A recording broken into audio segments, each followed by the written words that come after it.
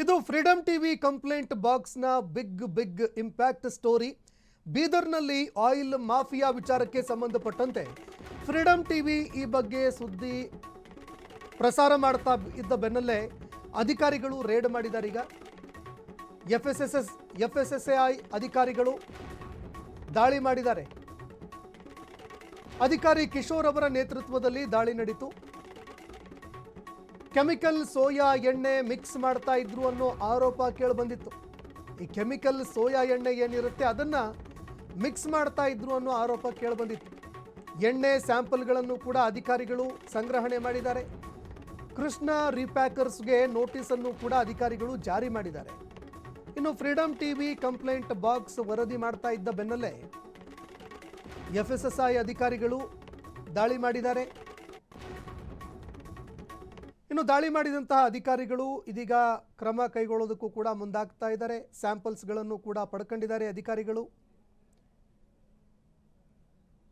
ಇನ್ನ ಮುಂದೆ ಯಾವ ರೀತಿಯಾಗಿ ಕ್ರಮ ಕೈಗೊಳ್ಳುತ್ತಾರೆ ಅನ್ನುವಂಥದ್ದನ್ನು ಕೂಡ ನೋಡಬೇಕಾಗುತ್ತೆ. ಯಾಕಂದರೆ ಕೆಮಿಕಲ್ ಯುಕ್ತವಾಗಿರುವಂತಹ ಎಣ್ಣೆ ಅದನ್ನು ಮಿಶ್ರಣ ಮಾಡ್ತಾ ಇದ್ರು ಅನ್ನುವಂತಹ ವಿಚಾರಕ್ಕೆ ಸಂಬಂಧಪಟ್ಟಂತೆ ನಾವು ವರದಿ ಮಾಡಿದ್ವಿ. ಅದಾದ ಬೆನ್ನಲ್ಲೇ ಎಫ್ಎಸ್ಎಸ್ಎಐ ಆಹಾರ ಮತ್ತು ಅದರ ಒಂದು ಕ್ವಾಲಿಟಿಯನ್ನು ಪರಿಶೀಲನೆ ಮಾಡುವಂತಹ ಅಧಿಕಾರಿಗಳು ಸ್ಥಳಕ್ಕೆ ಭೇಟಿ ಕೊಟ್ಟಿದ್ದಾರೆ. ಇದೀಗ ಸ್ಯಾಂಪಲ್ಗಳನ್ನು ಕೂಡ ಪಡೆದುಕೊಂಡು ತನಿಖೆಗೆ ಮುಂದಾಗ್ತಾ ಇದ್ದಾರೆ. ಆದರೆ ಅಧಿಕಾರಿಗಳಿಗೆ ಮುಂಚೆನೇ ಇದೆಲ್ಲವೂ ಕೂಡ ಅವರ ಗಮನಕ್ಕೆ ಇರೋದಿಲ್ವಾ?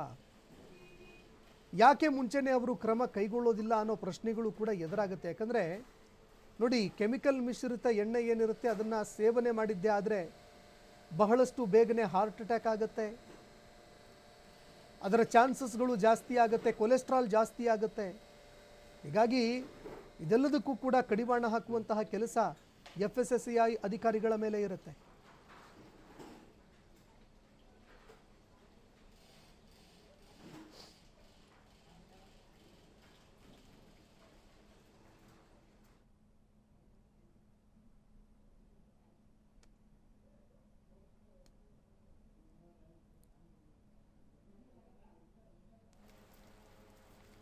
ಇನ್ನು ದೃಶ್ಯಾವಳಿಯಲ್ಲಿ ನೋಡ್ತಾ ಇದ್ದೀರಿ ಯಾವ ರೀತಿಯಾಗಿ ಪ್ಯಾಕ್ ಮಾಡಿ ಅದನ್ನು ಮಾರಾಟ ಮಾಡ್ತಾ ಇದ್ರು ಅನ್ನುವಂತಹ ವಿಚಾರಕ್ಕೆ ಸಂಬಂಧಪಟ್ಟಂತೆ ಅಧಿಕಾರಿಗಳು ದಾಳಿ ಮಾಡಿದಂತಹ ಸಂದರ್ಭದಲ್ಲಿ ಸ್ಯಾಂಪಲ್ಸ್ಗಳನ್ನು ಪಡ್ಕೊಂಡಿದ್ದಾರೆ, ಪ್ಯಾಕ್ ಮಾಡ್ಕೊಂಡಿದ್ದಾರೆ.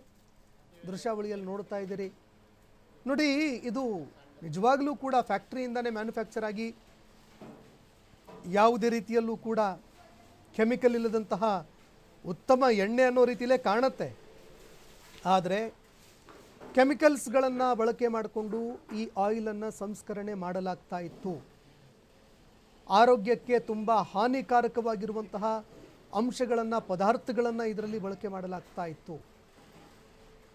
ಇದಕ್ಕೆ ಸಂಬಂಧಪಟ್ಟಂತೆ ನಿಮ್ಮ ಫ್ರೀಡಮ್ ಟಿವಿ ವಿಸ್ತೃತವಾಗಿ ವರದಿ ಮಾಡಿತ್ತು. ಅದಾದ ಬೆನ್ನಲ್ಲೇ ಅಧಿಕಾರಿಗಳು ಈಗ ನಿದ್ರೆಯಿಂದ ಎಚ್ಚೆತ್ತುಕೊಂಡಿದ್ದಾರೆ.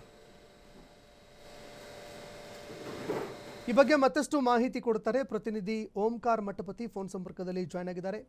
ಓಂಕಾರ್, ಈ ಕೆಮಿಕಲ್ ಯುಕ್ತ ಅಡುಗೆ ಎಣ್ಣೆಗೆ ಸಂಬಂಧಪಟ್ಟಂತೆ ಫ್ರೀಡಮ್ ಟಿವಿ ವಿಸ್ತೃತವಾಗಿ ವರದಿ ಮಾಡಿತ್ತು. ಅಧಿಕಾರಿಗಳು ಕೊನೆಗೂ ಎಚ್ಚೆತ್ತುಕೊಂಡಿದ್ದಾರೆ. ಅಧಿಕಾರಿಗಳು ಯಾವ ರೀತಿ ಕ್ರಮ ಕೈಗೊಳ್ಳೋದಕ್ಕೆ ಮುಂದಾಗ್ತಾ ಇದ್ದಾರೆ, ಈ ಬಗ್ಗೆ ಮತ್ತಷ್ಟು ಮಾಹಿತಿ ಕೊಡೋದಾದ್ರೆ? ಸಂತೋಷ್, ಖಂಡಿತವಾಗಿ ಏನು ಫ್ರೀಡಮ್ ಟಿವಿ ವಿಶೇಷವಾಗಿ ಕಂಪ್ಲೇಂಟ್ ಬಾಕ್ಸ್ ನಲ್ಲಿ ಸುಮಾರು ಬೆಳಿಗ್ಗೆ ಈ ವರದಿಯನ್ನು ಪ್ರಸಾರ ಮಾಡಿತ್ತು. ವರದಿ ಪ್ರಸಾರ ಆದ ಬೆನ್ನಲ್ಲೇ ಈಗ ಫುಡ್ ಸೇಫ್ಟಿಯ ಜಿಲ್ಲಾ ಅಧಿಕಾರಿಗಳು ಸೇರಿದಂತೆ ಜಿಲ್ಲೆಯ ಎಲ್ಲ ಅಧಿಕಾರಿಗಳು ಕೂಡ ಎತ್ತಿ ಹೋಗಿದ್ದಾರೆ. ಇವತ್ತು ವಿಶೇಷವಾಗಿ ಏನು ಔರಾದ್ನ ಈ ಬಾಗಲ್ಕಾವ್ ಇರ್ತಕ್ಕಂಥ ಏನ್ ರಿಪ್ಯಾಕರ್ಸ್ ಆ ಕೃಷ್ಣ ರಿಪ್ಯಾಕರ್ಸ್ ಕೇಂದ್ರಕ್ಕೆ ಅಲ್ಲಿರ್ತಕ್ಕಂಥ ತಾಲೂಕಾ ಅಧಿಕಾರಿ ಆಗಿರ್ತಕ್ಕಂಥ ಭೇಟಿ ಕೊಟ್ಟಿದ್ದಾರೆ. ಅವ್ರ ಜೊತೆ ಸಿಬ್ಬಂದಿಯನ್ನ ಕೂಡ ಭೇಟಿ ಕೊಟ್ಟು ಅಲ್ಲಿರ್ತಕ್ಕಂಥ ಎಣ್ಣೆ ಸ್ಯಾಂಪಲ್ ಗಳನ್ನ ಮತ್ತೆ ಪುನಃ ಅದನ್ನ ಪರಿಶೀಲನೆಗೆ ತೆಗೆದುಕೊಂಡಿದ್ದಾರೆ. ಈ ಹಿನ್ನೆಲೆಯಲ್ಲಿ ಜೊತೆಗೆ ಈಗ ಅವರಿಗೆ ನೋಟಿಸ್ ಕೂಡ ಕೊಟ್ಟಿದ್ದಾರೆ. ಈ ಎಲ್ಲ ಪ್ರಕರಣದಲ್ಲಿ ಒಂದು ವೇಳೆ ಈ ಆರೋಪ ಸಾಗಿದ್ರೆ, ನಕಲಿ ಕೆಮಿಕಲ್ ಅಂತಕ್ಕಂಥ ಆರೋಪ ಸಾಬೀತಾಗಿದ್ರೆ ಸುಮಾರು 10 ಲಕ್ಷಕ್ಕಿಂತ ಹೆಚ್ಚಿಗೆ ದಂಡ ವಿಧಿಸಲಾಗುವಂತ ಮಾತನ್ನ ಸ್ವತಃ ಎಫ್ಎಸ್ಎಸ್ಐ ಜಿಲ್ಲಾ ಅಧಿಕಾರಿ ಆಗಿರ್ತಕ್ಕಂಥ ಶಕೀಲ್ ಅವರು ಕೂಡ ಮಾಹಿತಿಯನ್ನು ಕೊಟ್ಟಿದ್ದಾರೆ. ಅವರು ಬೀದರ್ನ ಎಸಿ ಅವರೇ ಈಗ ಇನ್ಚಾರ್ಜ್ ಇದ್ದಾರೆ. ಅವರು ಈ ಬಗ್ಗೆ ಸೂಕ್ತವಾದ ನಿರ್ದೇಶನ ಕೊಟ್ಟ ಹಿನ್ನೆಲೆಯಲ್ಲಿ ಈಗ ತಾಲೂಕಾ ಅಧಿಕಾರಿಗಳು ಸ್ಥಳಕ್ಕೆ ಭೇಟಿ ಕೊಟ್ಟು ಅವರು ಪರಿಶೀಲನೆ ಕೂಡ ಮಾಡ್ತಾ ಇದ್ದಾರೆ. ಒಟ್ಟಾರೆ ಬೆಳಿಗ್ಗೆ ಫ್ರೀಡಮ್ ಸುದ್ದಿ ಆದ ನಂತರ ಇಡೀ ಜಿಲ್ಲೆಯಲ್ಲಿ ಬಹುತೇಕ ಕಡೆ ಎಲ್ಲ ಏನ್ ಆಹಾರ ಸುರಕ್ಷತಾ ಅಧಿಕಾರಿಗಳಿದ್ದಾರೆ ಎಲ್ಲರೂ ಕೂಡ ಎಚ್ಚೆತ್ತುಕೊಂಡಿದ್ದಾರೆ. ಬಹುತೇಕ ಬೀದರ್, ಹುಮ್ನಾಬಾದ್, ಬಾಲ್ಕಿ ಮತ್ತು ಇನ್ನಿತರ ಕಡೆ ಸೇರಿದಂತೆ ಎಲ್ಲಾ ಕಡೆ ಕೂಡ ರೀಪ್ಯಾಕರ್ಸ್ ಕೇಂದ್ರಕ್ಕೆ ಅವರು ಭೇಟಿ ಕೊಟ್ಟು ಪರಿಶೀಲನೆ ಕೂಡ ಮಾಡ್ತಾ ಇದ್ದಾರೆ. ವಿಶೇಷವಾಗಿ ಫ್ರೀಡಂ ಟಿವಿಯ ಇದೊಂದು ಬಿಗ್ ಇಂಪ್ಯಾಕ್ಟ್ ಅಂತಾನೆ ಹೇಳ್ಬೋದು. ಯಾಕಂದ್ರೆ ಆಹಾರ ಸುರಕ್ಷತಾ ಅಧಿಕಾರಿಗಳು ಈಗ ಸಂಪೂರ್ಣವಾಗಿ ಆಕ್ಟಿವ್ ಆಗಿದ್ದಾರೆ.